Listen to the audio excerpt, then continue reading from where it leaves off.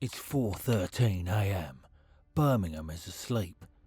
The gang imported high-purity cocaine from Mexico and concealed it in shipments of frozen meat, flooding UK streets with narcotics. But in the shadows, something's moving. A white refrigerated van glides to a silent stop on an empty street. No sirens, no shouting, just frost in the air and tension thick enough to cut. Gloved hands reach for the handle. A breath is held. The doors swing open, boxes, frozen chicken. But inside those boxes, not drumsticks, not thighs, narcotics, bricks of it, over 150 kilograms. That's when the story started to demand attention. Coke hidden in poultry shipments. On the surface, it sounded absurd, but one question kept echoing. How does something like this even happen? Who put it there? Where was it going? And most of all, who was clever enough to pull it off and stupid enough to get caught? That's what we're going to find out. But fair spoiler, this isn't just about one truck. This was the first thread in a massive web, and as investigators pulled, it unravelled a story involving 10 men, encrypted phones, hidden compartments stuffed with cash and controlled substances ready for export halfway across the world. To Australia. Nothing about this was accidental. It was a methodical network, disguising narcotic shipments inside freezer staples that no one would question. So here's the puzzle I want you to solve with me. What's the one mistake that brought this entire gang down? It's in there, hidden amongst their code words, their chat logs, and a decision so small it seemed harmless, until it cracked everything wide open. This is the story of the frozen chicken coke gang, and together we're going to dissect every piece of it. But remember, each answer unlocks a new question. What looked like a single bizarre bust was actually the first crack in something far more elaborate, something that, layer by layer, was just about to reveal how deep this operation really went. It started quietly. No shootout, no sirens, just a van, a cargo manifest, and a hunch backed by encrypted whispers.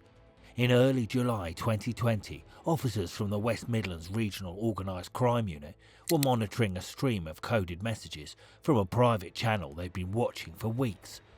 Most of the chatter was vague, but this one thread stood out. Something about a delivery, something urgent, something cold. The language was clipped, calculated, like the senders knew someone might be listening. So when a white refrigerated van rolled away from a port in Essex, heading towards Birmingham, a quiet team was already tracking it. It blended into traffic. There was no reason to look twice, unless you knew what to look for. Officers intercepted it not long after it hit the road. What they found inside would blow the lid off one of the UK's most unusual narcotic trafficking operations. Stacked inside were boxes of frozen chicken, standard packaging, clean labels, everything by the book. Buried within the meat were vacuum-sealed bricks, each one dense, anonymous and unmistakably illicit, over 150 kilograms of it. One of the largest single seizures ever made in the region, tens of millions of pounds in street value. And yet, this bust didn't feel like a climax, it felt like an opening move. Because if illegal substances were moving like this, wrapped in poultry and passed through public roads unnoticed, then what had already slipped through? That question hung in the air. Investigators knew what they'd caught, but they also knew what they hadn't.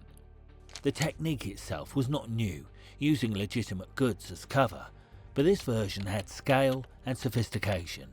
Detectives confirmed the gang had been transporting controlled substances in pallets of raw chicken for months, possibly longer. Detective Chief Inspector Pete Cook from the West Midlands Police's Regional Organised Crime Unit called the gang's activities sophisticated and on a commercial scale, pointing out how they relied on a network of highly trusted individuals and a fleet of vehicles with hidden compartments to move their controlled substances and cash unnoticed.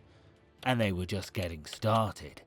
As search warrants followed and surveillance deepened, the scope of the operation came into focus. More illegal substances, much more, were uncovered in connected properties. Altogether, nearly 400 kilograms of high-purity coke was seized, and with it, £1.6 million in illicit cash, the tangible remnants of a distribution network already in motion long before that one van was stopped. Chief Inspector Pete Cook summed it up clearly. This far-reaching investigation covered the importation, exportation and wholesale national supply of coke and money laundering. The profits? Easily over £10 million. Far from a trial run, this was a full-scale distribution network, its shipments masked by goods as common as frozen chicken. No street dealing, no chaos, just quiet efficiency, until one encrypted message gave it all away. But here's the thing, if this was just the delivery system, who built the system itself? That answer, as we'll see, starts with encrypted phones and a mistake that no one in the gang saw coming. The brilliance of the scheme lay in its simplicity. Meat trucks don't raise eyebrows. A chilled van, grocery manifest, just another delivery between traffic lights, unremarkable by every measure. That's what made it work, and for a while, it worked flawlessly. Each vacuum-sealed brick was buried beneath invoice-backed groceries, undetectable, unless you knew where to look. The product moved under the guise of groceries, camouflaged by routine. It felt more like a supply chain than a smuggling ring, and that was intentional. The brilliance wasn't in disguise, but in dullness. No one flags frozen chicken. It was the kind of scheme that might have belonged to fiction. In fact, it did. Compare it to Breaking Bad's Los Palos Hermanos, methamphetamine hidden behind the front of a fried chicken business. The resemblance was too close to ignore. In one real-world case, 46 kilograms of coke was found in frozen chicken in Saudi Arabia. Criminals were literally inspired by the show. This was not fiction. This was Birmingham. Real, quiet, and deadly efficient. It echoed stories from television, but the damage it caused was anything but scripted. It was organised crime at its cleanest, its quietest, and its most dangerous. By the time the police connected the dots, by then poultry shipments had already masked hundreds of kilos crisscrossing the UK.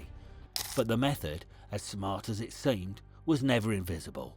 It left traces, patterns, choices, routines, and with every seized van, every hidden package, another piece of the picture came into view. What looked like isolated moves, an intercepted van, a coded message, a pallet of poultry, weren't random events. They were fragments of a larger puzzle, a system built to run silently, until the code behind it all began to crack.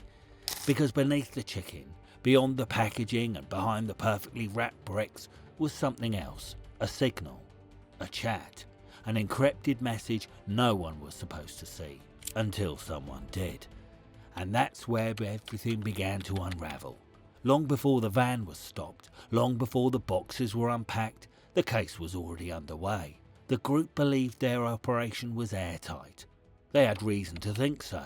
Every move, every deal, every piece of coordination ran through EncroChat, an encrypted messaging platform designed to protect its users from exactly the kind of attention they were drawing. The phones were specialised, stripped down and heavily secured. For criminals across Europe, this was the trusted system. But in the spring of 2020, without warning and without noise, that system collapsed. European authorities had silently breached EncroChat's network. The breach didn't just allow access to past messages, it opened a live feed into thousands of conversations happening in real time. Criminals kept typing, unaware someone else was reading. Janine van der Berg, the chief constable of the Dutch police's central unit, described the experience in plain terms. It was as if we were sitting at the table where criminals were chatting. In the UK, the breach sparked Operation Venetic, a sweeping campaign that would eventually identify more than 746 suspects, amongst them the men behind the frozen chicken shipments. Through their private conversations, investigators were able to map the entire structure of the syndicate. Logistics were laid out, timelines, distribution roles, financial trails. In one exchange, the gang discussed sourcing up to a ton of coke. In another, they referenced moving large amounts of criminal cash, later confirmed to exceed £10 million. Though the language was often veiled, the patterns weren't. Cross-referenced with live surveillance and forensic data, these messages became the skeleton of the case. West Midlands investigators used them to isolate players, track assets and anticipate movement. The chats revealed not just primary shipments, but alternative methods, backup drivers and fallback locations. The gang had no idea they were under watch. By the time their van was intercepted in Birmingham, officers already had an expanded list of targets, timelines and likely routes. There was no rush to intervene. It was a methodical takedown, executed piece by piece. For investigators, the EncroChat breach was a shift in tempo. It turned scattered clues into a working blueprint. One comparison kept surfacing. This was like breaking the Enigma code. Except this time, the messages weren't from an enemy army. They were from criminals planning shipments. The encrypted phones gave the gangs confidence. What they didn't realise was that each message they sent was moving them closer to exposure. And once those words were captured, everything else, routes, money, stash houses, was already within reach. The digital barrier had fallen. Now it was time to follow the trail on the ground. Once the encrypted chats were cracked, the pace changed. For weeks, investigators had been watching and listening. Now they were ready to move. Over 10 days in July 2020, coordinated raids swept through the West Midlands and London. 10 men, 10 roles, one network. Each arrest came with new evidence, new context, and another piece of the story that was no longer hidden. Among the early leads was a name that kept surfacing in the decoded messages. Mohammed Usman, 29, a courier, trusted, quiet, easy to miss. Surveillance picked him up on the move, collecting a set of tyres in the West Midlands. Nothing suspicious on the surface, just car parts. He loaded them, drove south and stopped on a quiet residential street in Maida Vale, London. There he met Saeed Harshamian, 38. The exchange was brief, just tyres passed from one man to another. What neither of them saw coming was the officers waiting nearby. The tyres were recovered within minutes.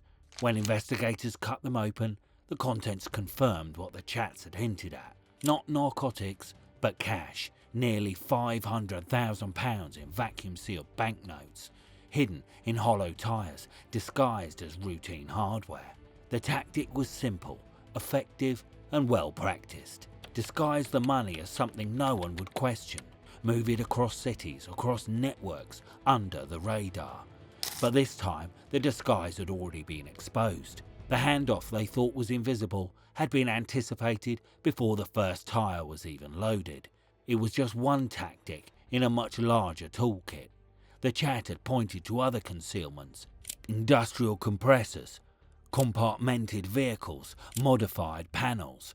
Each tactic was another layer meant to obscure the real trade beneath the surface. But with every new discovery, one thing became clearer. The cash didn't move randomly, it followed the structure. And now investigators were following it in reverse, mapping the network backwards from every hidden stash, every delivery, every sealed brick of the currency. The system had been efficient, but once exposed, it was also fragile. The tyres were just one detail, but in the larger picture, they were proof of how tightly this network operated and how carefully each role was played. And yet, for all the coordination, no tactic could protect from what came next. The physical evidence left behind and the people assigned to move it.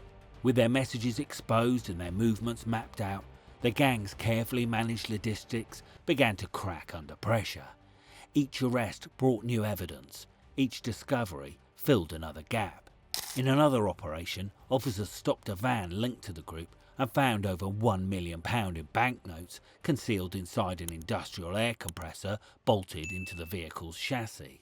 The equipment looked heavy, dirty and completely unremarkable, exactly as intended. From the outside, the van passed as a mobile service unit. The illusion worked well enough to move money and product without raising suspicion, at least until the details surfaced through the EncroChat breach. The setup showed planning, not panic, a clear sign of long-term intent. As Detective Chief Inspector Pete Cook later explained, the gang operated through a network of highly trusted individuals and a fleet of vehicles within hidden compartments. Everyone had a role. Couriers moved cash, drivers handled transport, warehouse contacts kept the stock secure. Their records held up, their manifests looked clean. The trucks told a different story. Multi-kilogram shipments of cocaine with military precision. Some used vans with hidden compartments while others travelled light, carrying packages concealed in ordinary bags. But the real product was not on any manifest. The most revealing moment came during a search of an industrial unit in Sutton Coldfield, just north of Birmingham. Investigators had identified the site through decoded communications. When they entered, they didn't just find evidence of storage, they found the stock itself. 225 kilograms of illegal substances, already packaged and labelled for export. The destination? Australia. This changed the shape of the investigation. The UK typically receives imported coke. It doesn't usually send it out. So why was a British crew preparing such a massive consignment for export? The answer was economic. Street value in Australia far exceeds prices in Europe. Smuggling narcotics into that market would multiply profits exponentially. What investigators had uncovered was a reversal of the usual trafficking route, a plan to flip the supply chain for higher returns. It revealed something far more ambitious than domestic dealing. This was a network thinking globally, willing to take on the risks of international trafficking in pursuit of higher margins. Whether that shipment ever made it to the buyer remains unknown, but its existence alone proved the scale of the vision. The gang was not trying to survive within the UK's narcotics economy, they were trying to expand beyond it. The raid had uncovered more than the stash houses and concealment tricks. They had exposed a structure that operated like a business, with supply lines, shipping strategies and market targeting. And at its centre was a crew that believed it had found a way to outsmart the system, until the system started listening. The next chapter was clear.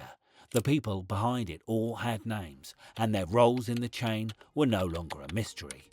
Once the supply lines were broken and the cash trails exposed, attention shifted to the people behind the system. The investigation had revealed more than tactics. It had uncovered structure, an organised chain of individuals operating under clear roles, each with a part designed to keep the machinery moving. Over time, detectives identified 10 men at the core of the smuggling network, ranging in age from their late 20s to mid-40s. Most lived in and around Birmingham. One operated from London. The names began appearing in surveillance logs and encrypted messages. As each arrest was made, their positions within the hierarchy became harder to deny. At the top was Maninder Dosanjh, 39, a resident of Cheslin Hay in Staffordshire.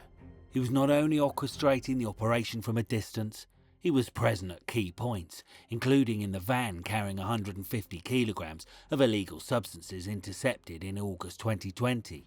Investigators described Dosanjh as the mastermind, responsible for coordinating both international sourcing and domestic distribution. He managed contacts abroad and assigned roles to the drivers, couriers and logistics handlers within the UK.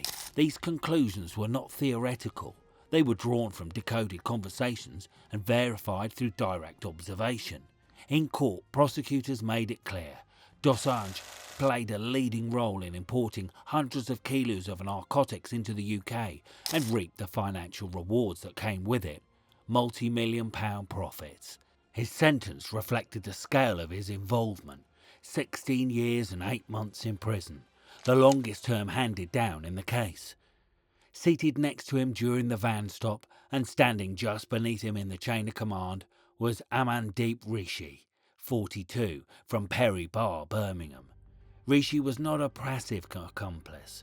He co-managed logistics, oversaw financial flows and maintained coordination within the group. Described as a key organiser, he was effectively Dosanjh's second in command, closely involved in planning and execution. When sentencing came down, Rishi received 11 years and 2 months, marking him as one of the 2 central figures in the conspiracy. What separated both men from lower-tier participants was not just leadership, it was scale. They weren't handling individual deals or deliveries, they worked at the wholesale level, moving kilos, not grams. They built the routes, chose the couriers, and made the decisions that determined whether hundreds of thousands in cash or product moved that week or not. They also maintained a low profile, no social media trail, no ostentatious displays of wealth. Their value to the operation was their reliability, their reach, and their ability to stay just far enough out of sight until the network began to collapse. The arrest of Dosanjh Rishi marked more than the end of a trafficking route. They revealed the architecture of a system built for scale and profit, and once leadership fell, the rest of the network began to come into view. Beneath Dosanjh Rishi, the structure extended downward with precision. Trusted lieutenants formed the operation backbone, handling logistics, overseeing shipments, and managing the movement of cash. Amongst them were Mohammed Usman, 29, of Albury, Rizwan Ali, 34, of Sandwell, and Kamran Hussain, 34, from Harborne. Each played what the court defined as a significant role in the conspiracy. They weren't street dealers or middlemen, they were coordinators. Usman, for example, was the one who transported the tyres packed with nearly £500,000 in cash from the West Midlands to London. Hussain and Ali helped oversee the circulation of narcotic shipments across the Midlands, ensuring the product was distributed, collected or stored without detection. Each of them handled substantial quantities of narcotics or money at various points in the operation. That access signalled something crucial. They weren't just useful, they were trusted. Investigators described their positions as highly trusted, embedded into the gang's inner workings. All 3 were convicted and sentenced in line with their influence. Mohammed Usman was sentenced to 9 years and 8 months in prison. Rizwan Ali received a term of 9 years and 6 months. Kamran Hussain was handed a sentence of 9 years and 2 months. Their roles made clear that the operation was not only reliant upon 1 or 2 leaders, it functioned through layers of accountability, each role insulated just enough to keep the top protected. The next tier of the network consisted of the secondary facilitators, support players who made the day-to-day mechanics of the enterprise possible. Among them were Peter Masih, 44, of Halesowen, Mandeep Singh, 42, of Wolverhampton, and Mithab Hussain, 31, of Sandwell. They weren't moving massive loads or issuing orders, but they made the rest of it possible, handling transport, maintaining vehicles, or managing locations used for handovers or storage. One might be responsible for modifying compartments in the vans, another might have watched the roads during transfers. Each was convicted of conspiracy to supply Class A narcotics, with sentences that reflected their mid-level responsibility. They didn't hold decision-making power, but their involvement was essential. And in an operation of this scale, even logistical assistance carried heavy legal consequences. Rounding out the 10 were the money men. Ashtaq Ahmed, 45, of Walsall, and Saeed Hashiman, 38, of Maida Vale, London. Unlike the others, they weren't moving product. Their focus was on cash receiving, storing and cleaning the profits from the coke sales. Hashiman, for instance, was caught receiving the tyre cash from Usman in London. Their work involved shielding the money's origins, sometimes through shell businesses, sometimes through simple handoffs. They were the treasurers, the back-end handlers who helped convert narcotics into wealth. Both were convicted of money laundering. Hashemian, the only member based outside the Midlands, likely served as the group's link to financial services or partners in London, potentially even part of a broader laundering pipeline. all 10 men pleading guilty, and while their sentences varied, they were all handed down in recognition of one thing. This was just not a disorganised criminal ring. It was a purpose-built network, with each person occupying a necessary part of the chain. Their silence, their roles, their efficiency, all of it allowed the system to function. Until it didn't. The downfall did not come from a slip-up or a leak. It came from something far more dangerous. Belief.